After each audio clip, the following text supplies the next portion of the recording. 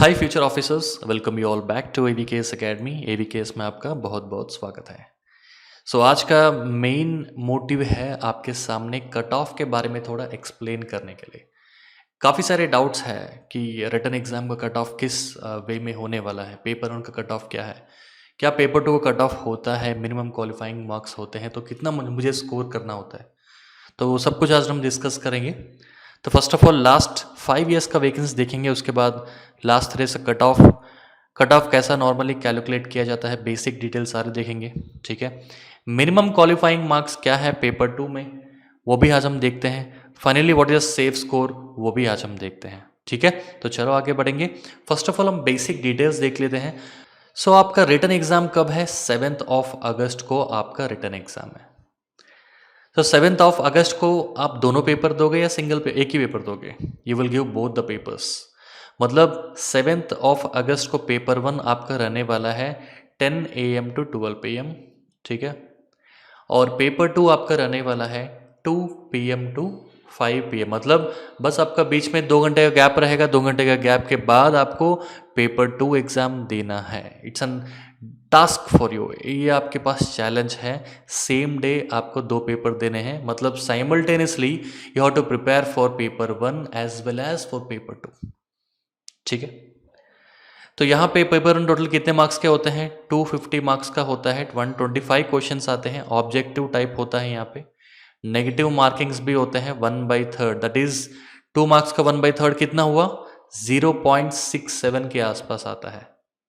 0.33 नहीं, 1/3 of the marks of that particular question. मतलब अगर क्वेश्चन का 2 मार्क्स है तो आपका 1/3 कितना हुआ? अराउंड 0.67। पेपर टोटल 200 मार्क्स का होता है, डिस्क्रिप्टिव इन नेचर, कोई नेगेटिव मार्किंग ऐसा कुछ भी नहीं होता यहाँ पे। ठीक है, पेपर वन का क्या कट ऑफ होता है? यस, पेपर वन का आपका कट ऑफ होता है। क्या पेपर टू कट ऑफ होता है? पेपर टू का कट ऑफ नहीं होता है। यहाँ पे पेपर टू के मिनिमम क्वालिफाइंग मार्क्स होते हैं। पेपर टू के minimum qualifying marks, minimum qualifying marks sometimes 25% होता है, समटाइम्स 30% होता है, लेकिन मैक्सिमम आपका 25%। मतलब आउट ऑफ 200 25% कितना हुआ? That is 50 marks. मतलब 50 मार्क्स अगर आप स्कोर करते हो देन पेपर टू में आप क्वालिफाई कर लोगे। Is it clear? मतलब 200 में 50 प्लस मार्क्स आपके पास है then you will qualify paper two. मतलब पेपर टू आपका क्वालिफाई हो जाएगा। Is it clear? तो रिटर्न लिस्ट में आपका नाम आने के लिए क्या क्या क्राइटेरिया है? अभी हम 2 केस स्टडी देखते हैं, जिस आधार पर मैं आपको बताऊंगा कि रिटर्न लिस्ट में नाम आने के लिए आपको क्या क्या करना होता है। ठीक है, और भी हम रियलिटी में डिस्कस करेंगे, जस्ट मैं केस स्टडी के आधार पे बताऊंगा। 2 केस स्टडीज है। केस स्टडी 1, समझ लो रिटर्न लिस्ट ऑलरेडी एग्जाम हो गया है। रिटर्न लिस्ट मतलब रिटर्न लिस्ट में जिनका नाम आया है उनको क्लियर होना था अराउंड 210 मार्क्स। समझ लो रिटर्न लिस्ट में रिटर्न एग्जाम में आपको 210 मार्क्स स्कोर करने से ही आपका क्लियर होता। ठीक है, तो यहाँ पे केस स्टडी 1 है, जिनको पेपर 1 में कितना मार्क्स आया है? 170 मार्क्स। वेरी गुड, बहुत अच्छे मार्क्स आए हैं। और पेपर 2 में कितने मार्क्स? 49 मार्क्स। तो कुल मिला कितने हो रहे हैं? 219 मार्क्स। ठीक है, 219 मार्क्स हो रहा है, तो ये थोड़ा साइड कर देंगे। सेकंड केस 2 देखते हैं। केस 2 में पेपर 1 में सौरभ वगैरह कैंडिडेट है जिन्होंने पेपर 1 में स्कोर किया है 168 मार्क्स, और पेपर 2 में है यहाँ पे 51 मार्क्स। तो पूरा कितना हुआ? 219 मार्क्स। केस स्टडी 1 में भी 219 मार्क्स है, केस स्टडी 2 में भी 219 मार्क्स है। किसका यहाँ पे रिटर्न में नाम आएगा? यहाँ पे रिटर्न में नाम आने वाला है इस सौरव कैंडिडेट का, क्योंकि सौरव ने पेपर 1 भी कट ऑफ क्लियर कर दिया है और पेपर 2 का मिनिमम क्वालिफाइंग मार्क्स भी यहाँ पे क्लियर कर दिया है। पेपर 1 का कट ऑफ भी क्लियर होना चाहिए और पेपर 2 का मिनिमम क्वालिफाइंग मार्क्स भी क्लियर होना चाहिए। ऐसा नहीं कि मैं पेपर 1 में बहुत अच्छा स्कोर करूंगा, पेपर 2 आपका मिनिमम क्वालिफाइंग मार्क्स भी नहीं आएंगे, देन उस केस में आपका रिटर्न लिस्ट में आपका नेम नहीं आने वाला है। तो आप सुनते होंगे सर, मतलब आपके दोस्त या कोई भी कहीं पे भी इंटरव्यूज में सुनते होंगे, मेरा 140 आया है पेपर 1 में या 150 आया है, लेकिन मेरा रिटर्न एग्जाम में रिटर्न लिस्ट में मेरा नाम नहीं आया। The reason is paper two plays a key role in your CAPF exam. अभी हम क्लियरली देखते हैं, ये तो हमने बस आपको केस स्टडी लिख के बताया, लेकिन अभी हम प्रैक्टिकल वे में देखते हैं कि एग्जैक्टली होता क्या है। एग्जैक्टली आपको पेपर 2 में कितने मार्क्स स्कोर करने होते हैं। तो उससे पहले कट ऑफ, एक सेकेंड, उससे पहले कट ऑफ के टोटल 2 फैक्टर्स होते हैं, ठीक है। कट ऑफ इंक्रीज होना या डिक्रीज होना टोटल 2 फैक्टर्स में डिपेंड होता है। एक मेन फैक्टर है वैकेंसीज और एक फैक्टर है आपका paper level, paper difficulty level समझ लो। लेकिन main vacancies will play a key role, crucial role play करेगा वैकेंसीज। फॉर एग्जाम्पल लास्ट, ये हमने यहाँ पे वैकेंसीज दिया है लास्ट 8 ईयर्स का, जिसमें हाईएस्ट नंबर ऑफ वैकेंसीज 2018 में आया था, लीस्ट नंबर ऑफ वैकेंसीज 2021 में आया था, and this year is 2022, that is 253 vacancies. This is considered to be the good number of vacancies. ये गुड नंबर ऑफ वैकेंसीज है, देन आपको अच्छा से प्रिपेयर करना है to get into the merit list. So अभी हम बात में आते हैं।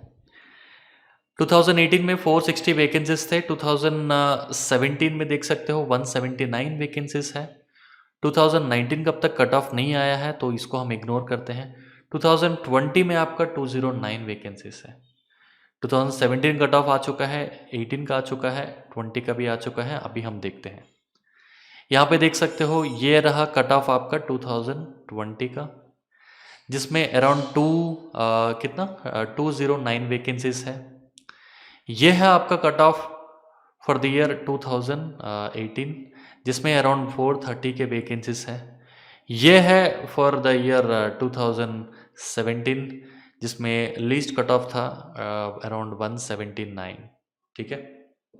सो अब अभी कंपेयर कर सकते हो, जब आपका वैकेंसीज इंक्रीज होता है देन आपका कट ऑफ डिक्रीज होगा। जब आपका कट ऑफ वैकेंसीज आपका जब आपका डिक्रीज होता है तब कट ऑफ आपका इंक्रीज होगा, ठीक है। ये एग्जाम्पल है, आप लास्ट 5-10 ईयर्स का भी देख लो। यहाँ पे आप देख सकते हो 2018 में 430 है वैकेंसीज और कट ऑफ देख लो कितना है, least cut off, least. Next 2017 का देखो, 179 वैकेंसीज, लीस्ट वैकेंसीज, और कट ऑफ कितना गया। जब आपका वैकेंसीज नीचे होता है, डिक्रीज होता है, देन कट ऑफ आपका इंक्रीज होता है। Highest cut off 123 point something आया था, हमने राउंड ऑफ कर दिया है, 124 आपका कट ऑफ गया था, highest vacancy, highest cut off.